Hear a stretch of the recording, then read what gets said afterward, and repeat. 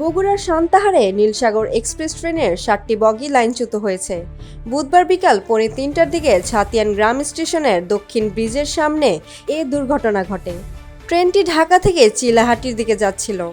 দুর্ঘটনায় শতাধিক যাত্রী আহত হয়েছেন বলে জানা গেছে। ট্রেনের ছাদে থাকা লোকজন পড়ে গিয়ে বেশি হতাহত হয়েছেন।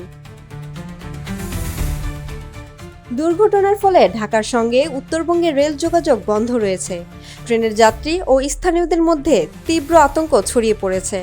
সান্তাহার রেলওয়ে থানার উপপরিদর্শক মাহফুজুর রহমান বলেন, নীলসাগর এক্সপ্রেস ট্রেনটি ঢাকা থেকে ছেড়ে এসে দুপুর 2টার দিকে সান্তাহার স্টেশনে বিরতি দেয়। সান্তাহার স্টেশন থেকে ছেড়ে যাওয়ার কিছু সময় পরেই ট্রেনটি লাইনচ্যুত হয়। এতে ট্রেনটির 6 থেকে 7টি বগি লাইনচ্যুত হয়েছে। এখন পর্যন্ত মৃত্যুর কোনো সংবাদ পাওয়া যায়নি। ট্রেনের ছাদে অনেক মানুষ থাকায় ছাদ থেকে পড়ে অনেকে আহত হয়েছেন। বগিগুলো উদ্ধারের কাজ চলছে।